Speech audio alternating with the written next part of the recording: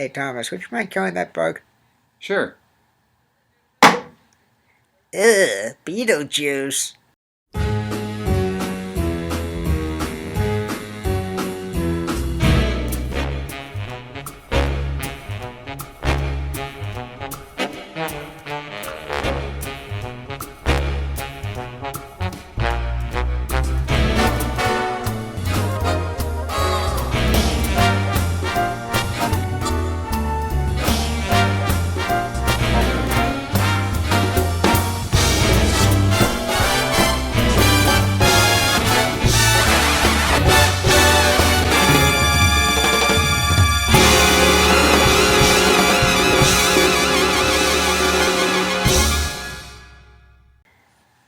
Alrighty, welcome back to Moviecase, episode 3 here. We got a shit ton of movies to talk about here. I'm Nate Taves. And Thomas Sawyer. And the last one we did was a sci-fi one, if I recall correctly. Yeah. Excuse me while I grab a drink. We did a sci-fi episode, and we did one with a general, here are a few things that we might talk about Yep. Podcast. And so I guess I did a little bit too much movie watching since the last time we talked about this stuff, as you can well imagine. Just like you, right? Yeah. It would have been me if it wasn't. So anyway, if anybody hears a printer going on in the background, there's nothing wrong with your audio. It's the fact that there's a printer in the background. Yeah, sorry about that. Yeah, shit happens. We're not in a recording studio, so we're in a house. Yeah, we can't afford that yet, right? Yeah. So, here's what we're going to do. I'm going to billboard all these movies and TV shows that I've watched over the past few weeks, and I'm going to let Thomas ask me any question he wants about these, and we'll see how intelligent I can sound. Or I can sound in asking a question. Yeah, for that matter, yeah. Now, most of these you can find on YouTube or Turner Classic Movies or on DVD. Or Hulu or something, depending on what you are part of. And some of them are Synergy Archive or Warner Archive DVDs, otherwise regular. When you say archive, do you mean you get them from the internet and watch them on the... No. The studios have something called catalogs of films, and what they do is they catalog every movie that they make, and it goes into the catalog that they have. And so, let's say a studio goes out of business, like MGM or Miramax. They then sell that catalog in sections off to different companies. And then those companies distribute those movies. Like, for example, MGM went bankrupt, as you remember. That's what delayed The Hobbit. Right. So they went through and sold off their catalog in portions. Shout Factory, also known as Scream Factory on some of these Blu-ray forums, at Blu-ray.com, say that they are releasing some Vincent Price films, some of which I will be mentioning here this year. So I mean, it's that kind of a thing. So these things are called catalog releases. Okay.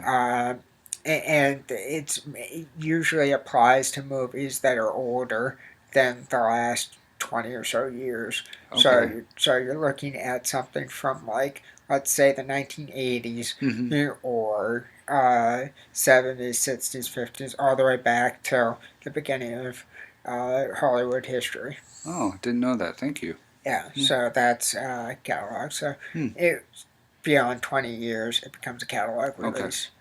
So that's basically what you need to know. Interesting. Yeah. So these are movies that I've watched from before June 18th to current day. So this will give you an idea. Cleopatra, 1912. Inference, starring William Powell. Or Interference, excuse me, starring William Powell. 1928. The Canary Murder Case, again William Powell, 1929. The Green Murder Case, again William Powell, 1929. Charming Sinners, again William Powell, 1929. Outward Bound, 1930, based on the play by Sudden Vane. Uh, Madam Butterfly, 1932, that's Cary Grant. Devil in the Deep, 1932, Cary Grant, Gary Cooper, Charles Lawton, Tallulah Bankhead. Um, uh, Blonde Venus, again, Cary Grant, and Marlene Dietrich. That's 1932. 13 Women, 1932, Myrna Loy. Animal Kingdom, 1932, again, Myrna Loy. The Vanity Fair, 1932, uh, again, Myrna Loy. The Barbarian, 1933, again, Myrna Loy. The Friday the 13th, 1933, uh, Edmund Gwenn, who you'll remember was Santa Claus in the original Miracle on 34th Street. Oh, really? Yeah. Oh. For Love or Money, 1933, aka If I Were Rich, also known as Cash. Um, again, Edmund Gwenn. Make a Wish, 1937. Uh, Basil Rathbone and Donald Meek. Uh, a Letter of Introduction, 1938. Edgar Bergen, Charlie McCarthy, and Mortimer Snerd. Service Deluxe, that was 1938, by the way. Service Deluxe, 1938. Vincent Price. Green Hill, 1940. Vincent Price. Cheers for Miss Bishop, 1941. That's another Edmund Gwenn. The Dark Tower, 1943. Rest in peace, Herbert Lom, who you'll remember as the suffering Chief Inspector Dreyfus from the Pink Panther series. Yeah. Yep. He just died Mm. last year, unfortunately. God rest his soul. Yeah. Great actor. Between Two Worlds, 1944, the remake of Outward Bound, again based on the same play, but updated to World War II times. Till the Clouds Roll By, 1944, Judy Garland and Frank Sinatra. Heartbeat, that was 1946. Heartbeat, 1946, Basil Rathbone. Shock, 1946, Vincent Price. Love from a Stranger, 1947, Basil Rathbone. The Senator Was Indiscreet, 1947. William Powell and Myrna Loy's last movie together. Moss Rose, Vincent Price. And Victor Mature. The Web, Vincent Price, 1947. Rhodes Regiment, 1948. Vincent Price and Dick Powell. Apartment for Peggy, 1948. I believe, if memory serves, that was Edmund Gwenn again. The Glass Menagerie, 1950. Kirk Douglas and Jane Wyman. Kiss Tomorrow Goodbye, which is coming to Blu-ray in August, courtesy of Olive Films. Stars James Cagney. Is directed by Gordon Douglas, who also directed the Sinatra films, Tony Rome, The Lady in Cement, The Detective, Robin and the Seven Hoods. Wow. Robert Montgomery Presents The Ringmaster, 1952, Vincent Price. The Bigamist, 1953, again, Edmund Gwenn.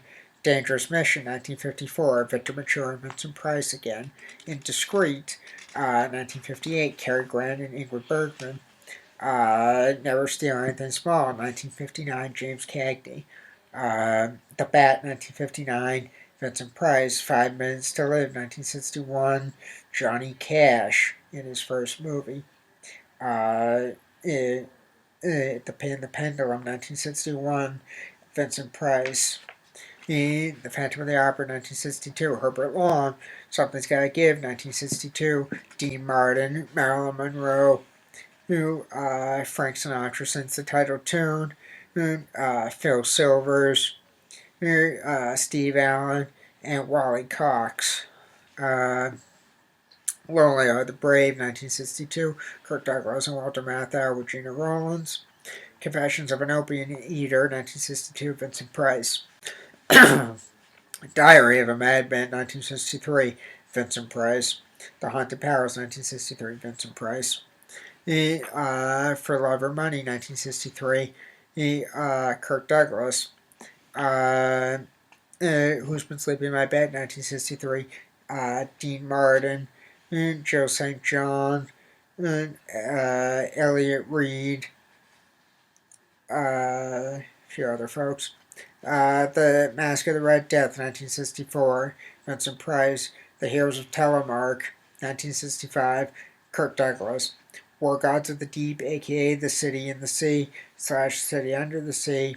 That's the other title. That's Vincent Price. Alice in Wonderland, 1966, with Peter Sellers. TV movie. House of $1,000, 1967. Vincent Price. Five Card Stud, 1968. Dean Martin and Robert Mitchum with Inker Stevens and Roddy McDowell. The Arrangement, 1969. Kirk Douglas, Faye Dunaway. Scream and Scream Again, Vincent Price, Peter Cushing, Christopher Lee, 1970. Dracula versus Frankenstein, 1971.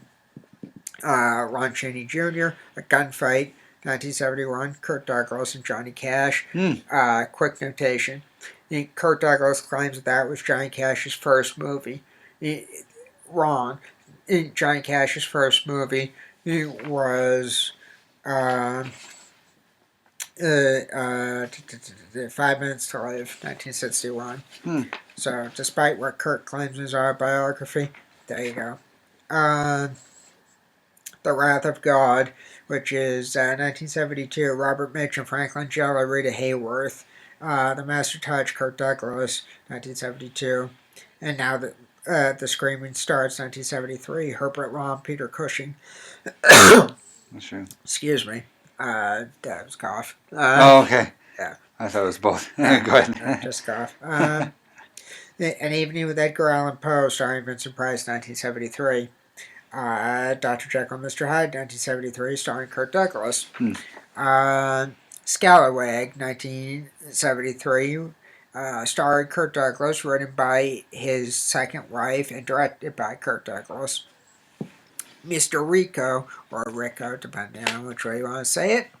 Dean Martin, his last starring theatrical role. 1975. Saturn III, 1980. The Monster Club, or Saturn III, Kurt Douglas. The Monster Club, 1980. Vincent Price and John Carradine. John? Yeah, I think it was John Carradine. Anyway, look it up, you'll figure it out.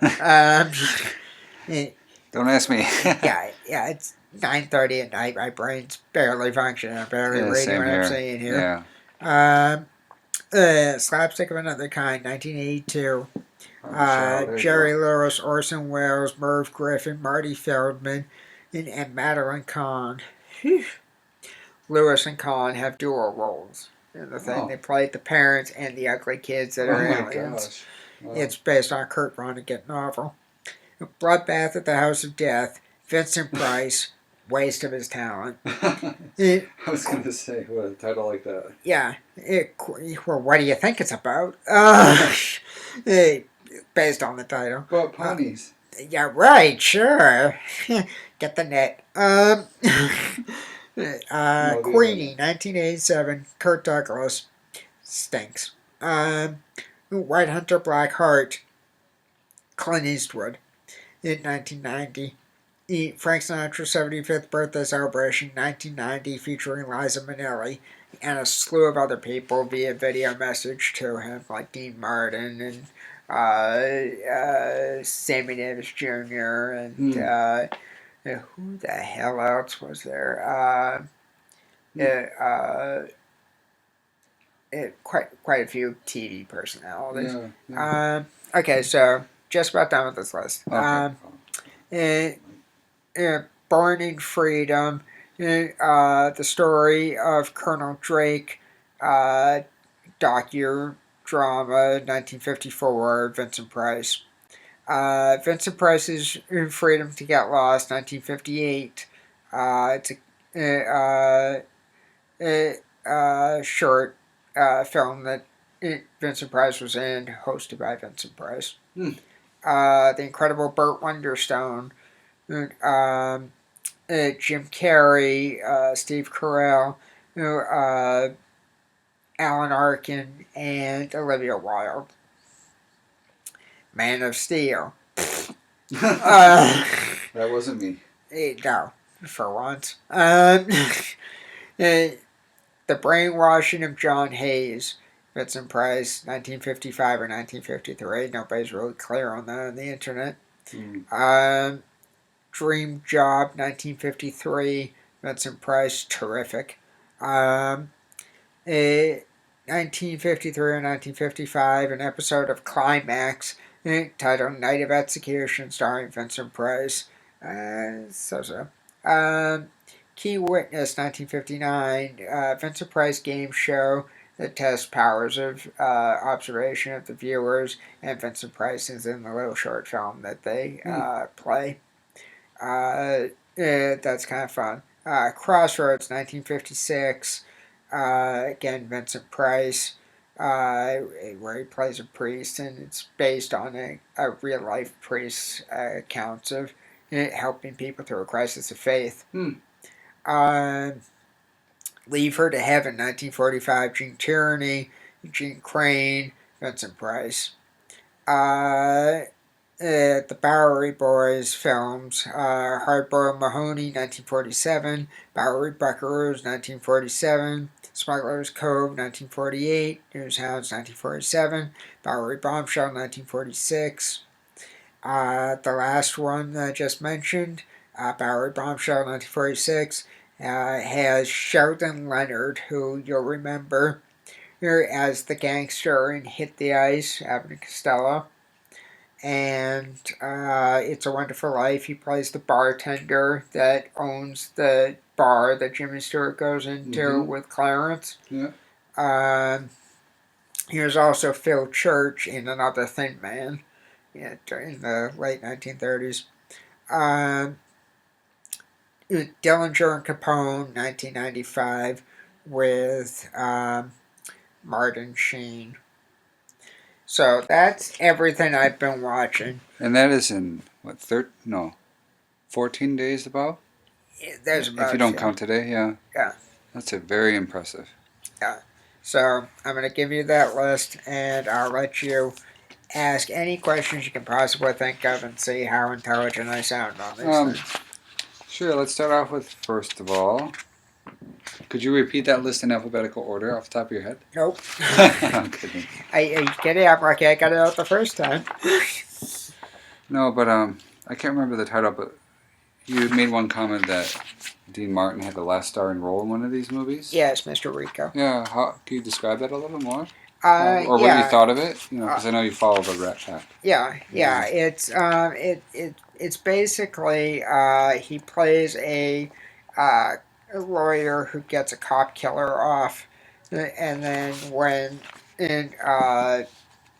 another cop is shot, it's up to him to prove that his client is innocent and try to get himself off of the hook for being the next victim. Oh, very cool. That was 1975, as I said, and Dean made a few TV movies after that, and had bit parts in the Cannonball Run franchise, but that was his last starring Oh, feature where he was the solo star. I see. I see. What did you think of the oldest movie it appears that you watched, Cleopatra, Uh, 1912? yeah, it was stilted because it was a very early film, Yeah, and standard formula for the story, yeah. and nothing really impressive. Uh, but lavish costumes and stuff Hmm. has to be expected with that Hmm. period Mm-hmm. piece Hmm. films. I see. And there's a lot of Vincent Price films that you mentioned. Did Yeah. you have any particular favorites? I do, if I can Yeah, steal that sure. from you for a second. Please. Um, excuse me. I got a little bit of a dry cough here. Um, Vincent Price's Freedom to Get Lost was okay. Not bad. Um, I liked Key Witness with Vincent Price, 1959. I loved, um, let's see here. No, there's a Cary Grant. Hmm. No, that's still not it. Shock, 1946. Moss Rose, 1947. The Web, 1947. Rhodes Regiment, 1948. Uh, Dangerous Mission, 1954, which was originally done in 3D. Really? Yeah, yeah. Vincent Wow. Price was a big star of 3D films back then Huh. because House of Wax was also originally Is that 3D. when they used to use the blue and the red Yeah, glasses? Oh, yeah, wow. yeah. House of Wax is getting released in August, or no, October uh, What? of this year. In 3D on Blu-ray? Blu-ray, Wow. and That's the 2D exciting. version also comes with it, and you get the original Oh, movie that's based on Mystery of the Wax Museum as part of that. very cool. Yeah, That's neat. yeah. So, The Bat, 1959. Yeah. Pin the Pendulum, 1961. Um, Diary of a Madman, 1963. Haunted Palace, 1963. Mask of the Red Death, 1964. Uh, War Gods of the Deep, 1965. Scream and Scream Again, 1970. Was there a lot of screaming in that movie? Yeah, yeah. An Evening with Edgar Allan Poe, starring Vincent Price, 1973. Did he play? Oh no, he didn't play Edgar Allan Poe, did he? No, he didn't play Edgar Allan Poe. He read Edgar Oh, Allan he just read Poe's him. Okay. uh, short stories. Oh, very cool. Yeah. Oh. So, I should mention that I have on that list a movie called Something's Gotta Give if you want to find it.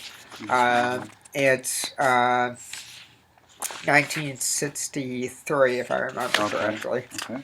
And it was Marilyn Monroe's last movie. It was never technically completed because she died of a drug OD at the time.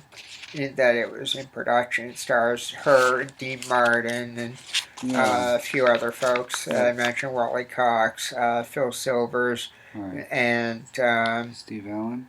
Steve Allen. Yes, thank you. Yes, you're welcome.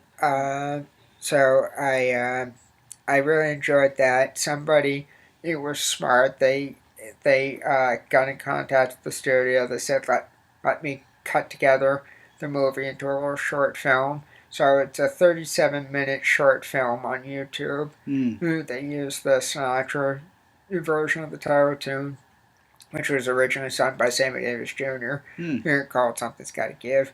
Hmm. Uh, both versions are available on CD. Uh, but they cut together the movie in widescreen. It's on YouTube in HD widescreen, and it's great fun. I wish they had completed the movie because it Yeah. was so damn good, and I think we lost out Yeah. on a very good Marilyn Monroe Yeah. performance. Dean Mm. Martin's always good. Yeah. I can't think of one time I've seen him where he was bad. Yeah. You mentioned it's pretty sexy too. Yeah, yeah, Kind of it like. was very risque for the time, especially Marilyn Monroe prancing around nude in a swimming pool Oh. and coming out of the swimming pool and just barely getting into her gown. You see the side of her butt in the movie. Oh wow, that's actually pretty scandalous. Huh? Yeah, for 1963. Wow. Very interesting. Hmm. Was there any like time frame of movies that you really enjoyed, like the '60s, or I think you have a few in the '30s here, or late '20s? Yeah, well, I Or did you do it like. just to survey all of the time frames to see like the Uh, I readaptations of the stories, like for example for Outward Bound, or yeah. yeah, Well, here's the thing: is I like a good story. yeah, Eh, um, and so I'm more of the kind of person that would say, okay, well, let me go see this because of the story, mm-hmm, or yeah, I like this premise for an idea because right now movies are more based on premise than they are a good story. I agree Uh, with that. Yeah. I like the premise of Superman, which is why I got suckered into that Man of Steel piece of crap. Uh, which I'll ask you in a second what you thought of that. Yeah, But sure. um, it, I like a good story, so I like Outward Bound a lot. And Between Two Worlds, uh, Outward Bound the book is much better than Outward Bound the movie. But Between Two Worlds is spectacular. You'll see the best character actors at the top of their form. Mm. And by best character actors, I mean Edmund Gwenn, as I mentioned before, John Garfield, Paul Henry, Sidney Greenstreet, Eleanor Parker. Top form, they're great. Uh, and you can get that from the Warner Archive collection, or they have it on YouTube if you don't want to spend $18 on the DVD. They got it on YouTube. Or if you're lucky, you can catch it on Turner Classic Movies. So you get 3 ways to see it, and I strongly suggest everybody see it. Wow, took you up on that. Uh, Definitely. so anyway, I just brought up Man of Steel as a piece of Yeah, crap. What are your thoughts? yeah. I thought it was. What do you call it when you do too much, more than is necessary? It was Uh, excessive, I guess. yeah, excessive. Yeah, way too epic for, you know. I mean, for Superman, everybody just wants to see the man in his uniform saving the day, cool special effects and stuff. But this, I thought, dipped way too much into like the psychology and like the feeling of the hero needing to rise out of himself. And I mean, Yeah, that was okay for Batman because it was like a dark environment with Gotham and stuff. right. But like the first, what was it? The first hour of the movie was the whole battle on Krypton, right? Yeah, And I don't know. For myself, it was just too much visual stimulus. Like things were exploding. You couldn't even watch him flying. It was like a split second. He was across the screen, and it was hard to like just keep track of the main character because he was just out and about and things were blowing up and flying around everywhere, and there was nonstop fighting, it seemed too. And I mean, it had some good moments, like I thought with like Kevin Costner. Some of yeah, those interactions were good. yeah. And Like the Russell little Crowe. coming of age kind of thing. Yeah, and Russell Crowe's did a very good job too. But I kind of agree with you that I saw it once and it's like a popcorn movie, but it Yeah, doesn't have the same heart as the.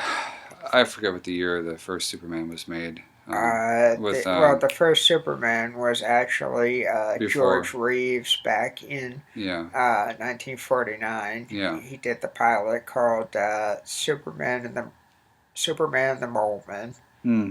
and then he got the TV series off of that, and that was in the 50s. And then Christopher Reeves. Christopher Reeve was in the 70s for Superman. I Yeah, want to say it that's was what like I'm referencing. 76 or something Yeah, like I that. thought that movie had a good heart, Yeah. to it. But Yeah, well, I also had the sense of wonder that this thing didn't. I agree. That's a good. I think you nailed it right there. Uh, Um, Yeah, because it's kind if you woke It, up one day and you found out that you could fly, wouldn't you have a sense of awe and wonder about that? yeah, Well, then why the hell is it then this Superman and the guy's dark and broody, he beats up classmates and stuff, and feels different, neglected, all this other stuff, and he's moping around like Batman yeah, in the Dark Knight series. yeah. Uh, oh, right. Chris Nolan was a producer on that. Oh, There we gee, go. that That's could why. explain a few things. Yeah. Yeah, and this is what my gripe was. I can't even be as generous as you were with it. Mm-hmm. My problem is I studied filmmaking in college, so I know everything that went into it. And, so it drives me nuts on technical level. That constant moving camera, I hate that damn thing. Yeah. The CGI was way too obvious. The take Batman's freaking gadgets from the Dark Knight trilogy, combine it with the best of the Superman world, where he's got laser eyes, Mm-hmm. he's got the X-ray eyes, and he can freaking fly. Take those two things, put them together, and then because you've told the Superman story how many times on TV and in the movies Yeah. up to this point, there's Cartoons. Yeah. there's hardly anything left for Superman to do.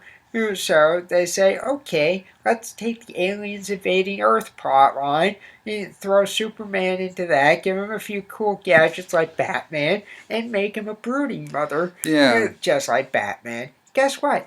Batman was brooding because he had something to brood about. His parents were killed in front of him when he was younger. Yeah. He was looked down upon because he had so much money.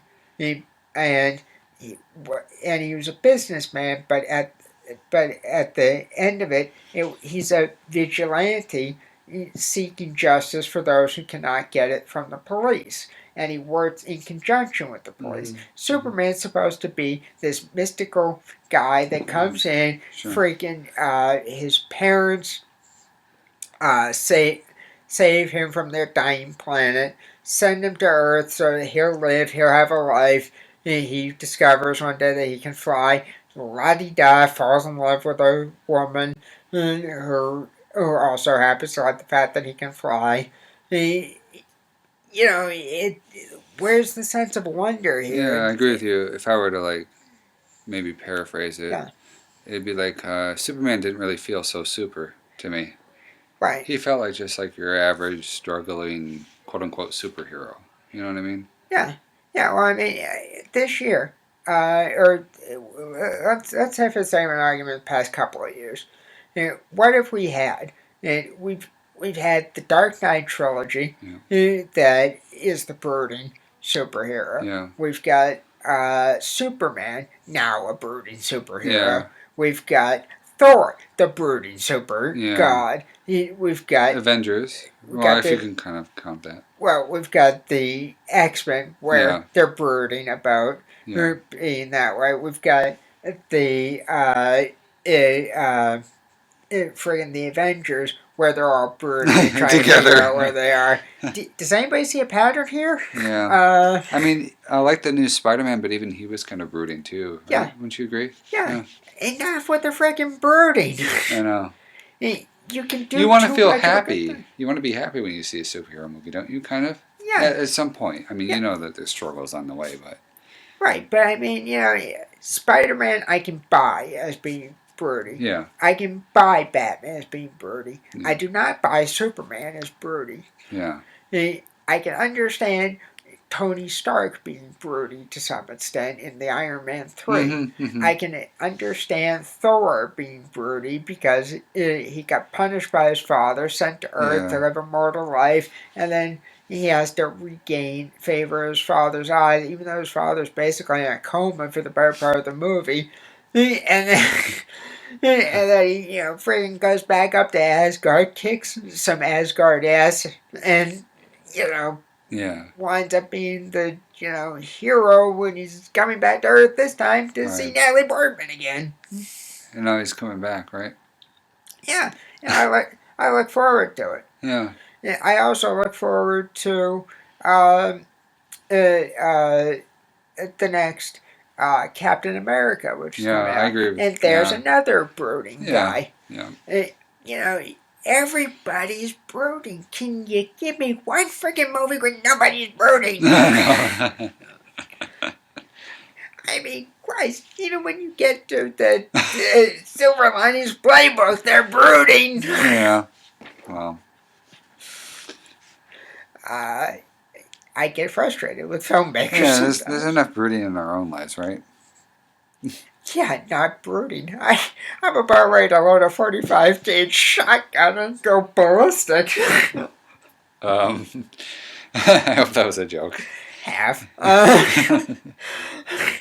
I mean, I'm not actually in serious danger of hurting anybody, but I'm at the point now where there's a lot of stupid stuff being said to me. The other day I was talking to somebody, this isn't a movie thing, so there's a tangential moment. Yeah. I was talking to somebody, and I was telling him about my dad's problems with his health and stuff. That if you listen to the Timey is Everything series, you can hear about that in episode 2 and 2.5. So I was telling him about my dad's health issues, and the guy says to me, "Oh well, did you vote in the election last Tuesday?" And I said, no, I didn't vote in the election because I was a little bit busy dealing with a family health crisis. So he goes, okay, fair enough. I said, yeah, I think that's a great reason, actually. And yeah, never mind the fact that this stuff's been going on since April for our family. And, and he goes, wait, the election was last Tuesday. I think it's over now. Why would it go to October? Because I had made a comment about it. It goes from April to October Yeah. with my dad. And I said, yeah, the election's over, but uh, uh, my dad's thing started in April, ends in October, because Yeah. he goes back to work in Right. October. And the guy goes, oh, I thought you were talking about the election. My bad. Wow. Yeah. Here's the thing. No excuses there. No. No, but that's the thing. This is a regular occurrence for me. So again, as I said with the brooding, yeah, I'm not brooding. Yeah. Yeah. Hmm. Sorry. Anyway, any other questions on that? Oh, sure. Let's see here. Think hard for a second while I take this pill. Okay. For those who don't know what I'm talking about when I say taking a pill, I have severe allergies to dust and mold and stuff, and I'm taking a couple of Benadryl to keep me from sneezing and hacking on this podcast. Yeah, for me, from saying bless you when you actually cough, not sneeze. Right. Sorry about that. Yeah. When you have a minute, Nathan, or Nate, you want to comment on Frank Sinatra's 75th birthday celebration? Yeah. I know you're one of his biggest fans, if not his biggest. Yeah. Yeah, and I'm also a big fan of Nancy Sinatra. Mm-hmm. I think everybody should listen to Bang Bang My Baby Shot Me Down, Sugar Town, and These Boots Are Made for Walking. And darn Jessica Simpson for screwing up These Boots Are Made for Walking. Yeah. That was much better when Nancy did it. Uh, so anyway, I also like Frank Jr. Mm-hmm. But Frank's 75th was fun because it's like a highlight of his best songs that he sings on stage. He's joined by Liza Minnelli, and he's got video messages from Pavarotti and Tony Bennett and Dean Martin and so forth and so on. It's fun. Yeah. Cool. If you like good music, like Sinatra music, and you like that big band era and some of the stars from yesteryear, that's really a good hour and a half for you to spend. Cool. And then I have another question. Yes. It's like on personal interest. I actually just watched, I think it was a 2004 version of The Phantom of the Opera. Yeah. With Gerard Butler and whoever else is in there. I forget the names. Yeah. I'm sure some other well-known actors. Vanessa Redgrave. Yeah, yep. But you watched the 1962 version. Yes. What did you think about that in comparison? If you've seen the new one, like I. Yeah. Well, I can actually give you a full comparison. Okay, sure. Let's go back further than that. The Phantom of the Opera, 1925, which isn't on that list. I just got that on Blu-ray. Interesting. I can loan that to you if you'd like to see Yeah, it. I'd love to. That's the real horror. It's one of version. my favorite plays. So. Okay, well, this is the horror version of it rather than the musical version. Okay. Which is funny because it's silent. But anyway, the original was Lon Chaney Sr. and he did his own makeup, and he's still horrifying to this day with that makeup job. He looks like a skull. It's great. Wow. Fantastic. Never seen a better makeup job than what he could do. So there's that. He also brought The Hunchback of Notre Dame back in the 20s as well, 1923. Yeah. Wow. So he was a good actor. If you want to learn how to pick up nonverbal communication, watch his movies. Okay. Because that's what I did. Yeah. So there's that. Now that's the 25 version. Yeah. It was re-released in 29 at longer running length with color tinting and one completely colorized scene. It's really good. I cannot say anything bad about it. It's just a good watch. It's good old-fashioned horror movie watch. Cool. So there's that. Now there's a 1943 horror film version of it, starring Claude Rains. That's okay, but it's Universal trying to capitalize on the story once again. Yeah, is this like a re-release kind of with new actors? Kinda, but it's let's give it a slightly more modern feeling with the way that they're dressing, but it takes place back in the 20s, kind of thing. Okay, so kind of like The Knight's Tale. Yeah, kind of. Except without the rock and roll. Right. So, I mean... the Phantom of the Opera jamming on rock and roll electric guitar. You laugh, but there's actually a movie called The Phantom of the Rock House. Oh my gosh. From the 70s. And it's the corniest piece of crap that you can possibly imagine. Of course I would think that up, right? Right. So, anyway, there's that. It was okay. Yeah. That was also ripped off in a movie. I want to say it was Climax, and it was a Boris Karloff movie from the 40s. That was okay, but it was just a rip-off of the Phantom of the Opera. Same as that story, just throwing Boris Karloff. So there's that. And then there was a 1990s, or no, 1962, which is the one you just asked me about. And that was Herbert Lom. And he does a great job. It's great fun. I strongly recommend seeing the widescreen print if you can find it. Okay. Turn the lights on for a second, you guys. So anyway, we talked about the 1962 now, right? Yep. Okay. So from there it goes to 1989, I believe, and that was a Burt Lancaster starring miniseries. That was okay, but you're watching more for the late Burt Lancaster than anything else. Then there was The Phantom of the Opera 2004, which was the other one you asked me about. Right. And that one was okay, but it. You get kind of the idea that it was adapted from the stage play rather than, let's say, the horror film that Yeah. it was originally set out, and then the drama that it became Mm-hmm. in the 1990s. Yeah. Because in '89 it was still a horror film, Mm. in the '60s it was still a horror film, in the '40s it was a horror film, in the '20s it was a horror film, but Mm. then it became a musical. So, Interesting. Yeah. slightly different feel to it. Yeah. So, Your first publication from Yale. It's in the proceedings of the peptide symposium.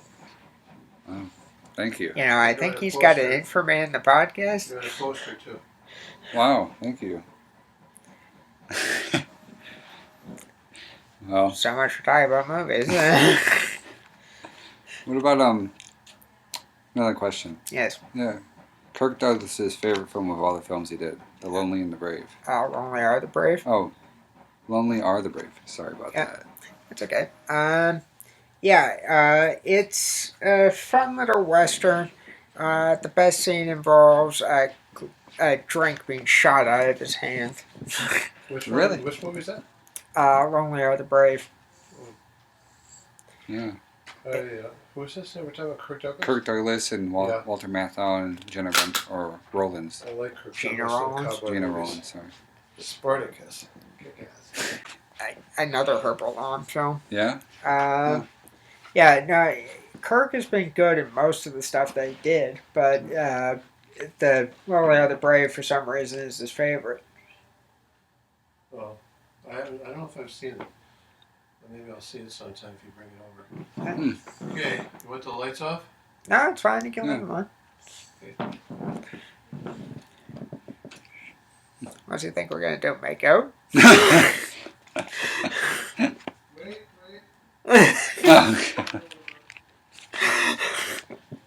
That's funny. I knew we were going to have a reaction to that. For those who couldn't hear it, somebody just went, wait, out there. Okay, go ahead. Other questions? Yep. Let's see here.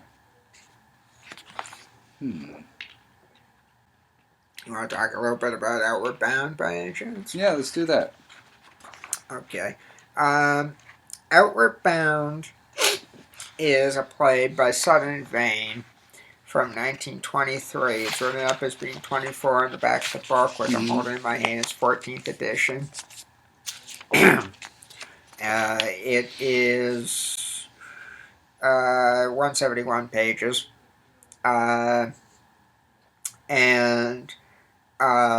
The basic thing is that a group of people, 2 suicides, and the rest victims of a bombing or some miscellaneous disaster, find themselves on a boat bound for the afterlife, be it heaven or hell. Mm-hmm. That's the shortest, most concise version of the story that I can say. Yeah. It spoils the story for you, but it is a fantastic read as a book.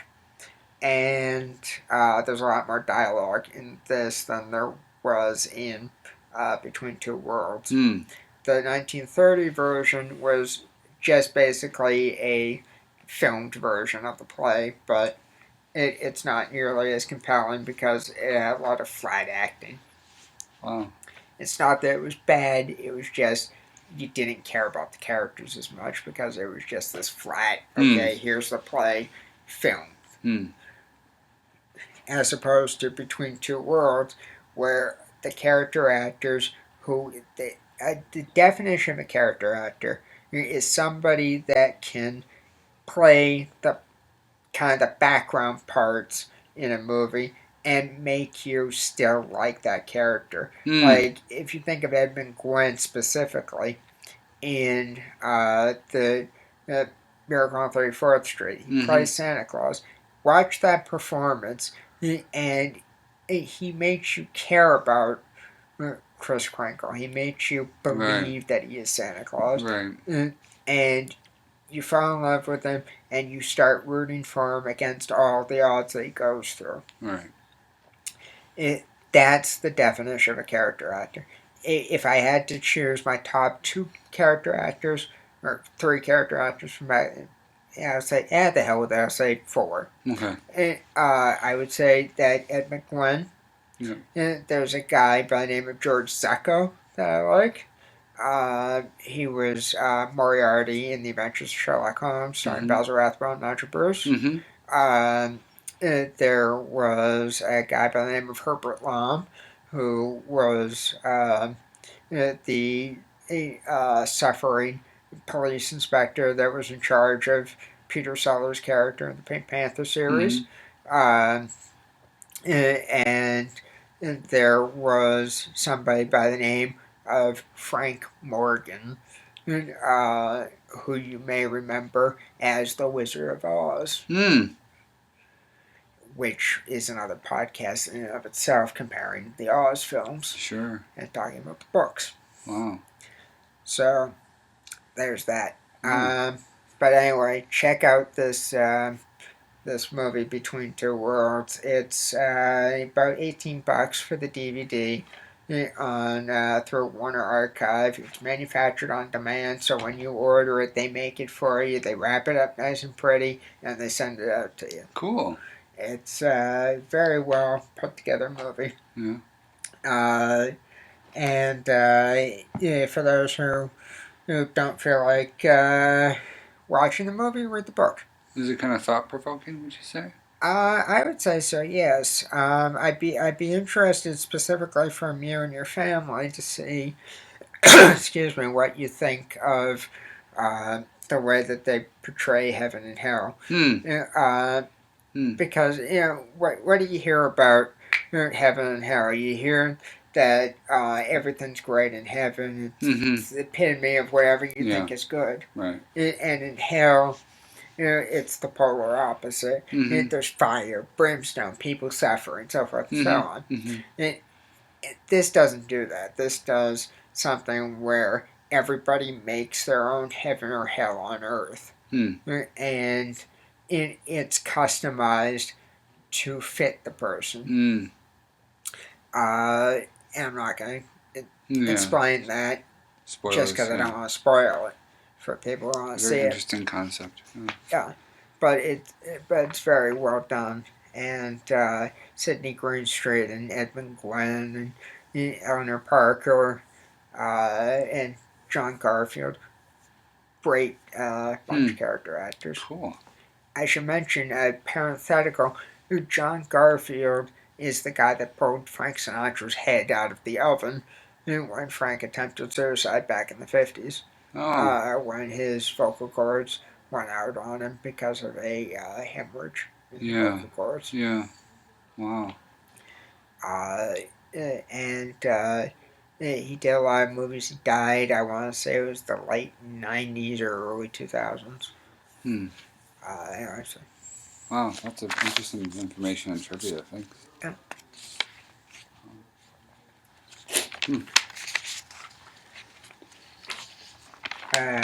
Do you want to talk about any more? Yeah, well, I was going to let you pull from there what you wanted. Sure, let's see. Maybe one more. I might be able to do two more depending on what kind of question you ask. You want to talk about Alice in Wonderland? Nah, not so much. Not too much. Self-explanatory, right? Yeah.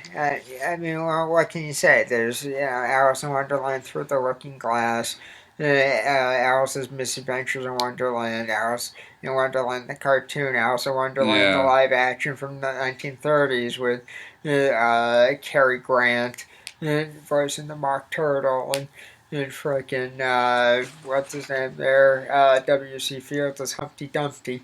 Frickin' Alice in Wonderland with Peter Sellers. It's all the same story. What does it say? Yeah. The only gimmick that's there is that it's the actors playing the parts of the fantasy creatures. Yeah. But that was done just as well in the 30s as it was in the 60s TV production. I see. Yeah, we won't even... Or do you like the new one by... Tim Burton? Tim Burton, yes. Yes, I do like that one. Yeah, that's good. Good interpretation. Yeah, and I don't think it's as dark as people made it out to be. I agree. Uh, yeah, but then again, I think the places where Tim Burton goes dark is with the stories that call for it, like Batman, Batman Returns, uh, Beetlejuice, uh,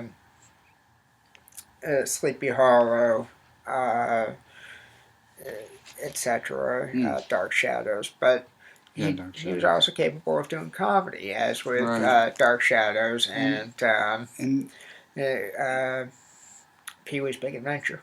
and he also did like kind of a drama fantasy with wasn't it Big Fish? Yeah. Yeah. But I'm not. Can I ask a spoiler question, Yes. if possible? Yeah. Dracula versus Frankenstein. Who wins? Well, I'm gonna take the easy out on that and say that nobody really wins. Huh. Okay. Because I mean, who are you rooting for? You're rooting for two monsters that kill people. Okay. So they tag team or something, huh? Hmm. Well, it's that whole Dracula's terrorizing the countryside, Frankenstein's terrorizing the countryside. They meet up in battle. Wow, that was hard. Yeah. Hmm. Uh, so, How about the Clint Eastwood film you have here in the oh, list? the White Hunter Blackheart. Blackheart. Yep. It was good, but I think you get more out of it if you're a film buff because it's about the making of the African Queen, Hmm. and they reference it several times, but they don't call it the African Queen because there was copyright infringement, and the guy that John Huston Yeah. was still alive at the time that Clint made that movie Hmm. because his last movie, not Eastwood's, but John Huston. Mm-hmm. His last movie was directing his daughter, Angelica Houston. Well, maybe not his last, but yeah, it's the last. Directed his daughter, Angelica Houston, with Jack Nicholson in a movie called Prizzy's Honor. And that was a piece of shit. Tell it like it is. Yeah. And how about for my last comment, or you can comment on it. Right. Question. Vanity Fair, you said it was shot in 10 days. Yeah. This Yeah. is pretty atypical, isn't it? It is, but to be fair, The Thin Man was shot in 16 days. No, well, touche. But the director for The Thin Man was W.S. Van Dyke, or One Shot Woody, as they called him, because he got everything in one take. Hmm. Uh, and it was shot over 16 days, and they had a whole bunch of problems with the production code and stuff, so they had to change things like the amount of drinks that they could have in the next few films, so forth and so on. Yeah. I read this Thin Man book, Return of the Thin Man, Yeah. which is the sequels to The Thin Man, written by Dashiell Hammett. And yes, Yes. Thomas's cousin just walked in. Don't mind us, we're just talking about movies. That is. Now I forgot what I was going to say. So what happens when you see a pretty girl? Why am I telling you? You're engaged. Well, now where was I well, going? you end up like me eventually, right? Yeah, I wouldn't wish situation. that on my worst enemy if I were you. Now I'd say, where was I? We were talking about Vanity Fair and. Vanity Fair, yes, thank Yeah. you. So yeah, I've been reading this Thin Man book. Yeah, Return of the Thin Man. And I have learned so much about it that I could give you a migraine just talking about all the stuff I know about the Thin Man. So let's not talk about the Thin Man right now and save that for another podcast. And in the meantime, I'll answer your question. Vanity Fair, yes, it was shot in 10 days. Yes, it's a fairly decent film, but the best is Myrna Loy in that film. And I'll tell you one better. If you like Myrna Loy, you're gonna love the movie The Barbarian because you get to see her naked. Interesting. Yeah. Look at that. I put 3 movies together at once. That's amazing. I think there's no one else like you on the planet, Nathan. You know so much about movies. It's really incredible. I would say that if there was somebody else like me in the planet, I'd be in a lot of trouble. My cousins like me, but with my cousin Jessica's like me, Yeah. but with television shows. Interesting. The other day, she sent me a message. She was saying that my uncle had told her that I like the following: Hannibal and the Newsroom. Mm-hmm. So we're going back and forth, and she gave me the list of Aaron Sorkin's credits, the guy that wrote the Newsroom, Mm-hmm. and his TV credits. I gave her the movie credits, and she goes, "Yes, you know so much about movies compared to me." I said, "Well, you have to remember, I started watching movies back in 1989. You know, one of my first theatrical outings was The Little Mermaid." Wow. And how many people can say that they remember that? Yeah, from H2. Right? Yeah. Wow. It's very impressive. Well, technically one and a half because it came out in the summer of that year, and I saw it before I had my second birthday. So that would give you an idea. Because I think if I recall correctly, I saw it in August of that year. Wow. Incredible memory. Do you want to do Would one you like more? to come in? You're welcome in. You can say something if you like. You just got to wind up on a podcast. Just don't forget to hide your kids and hide your wife. Which one of us? I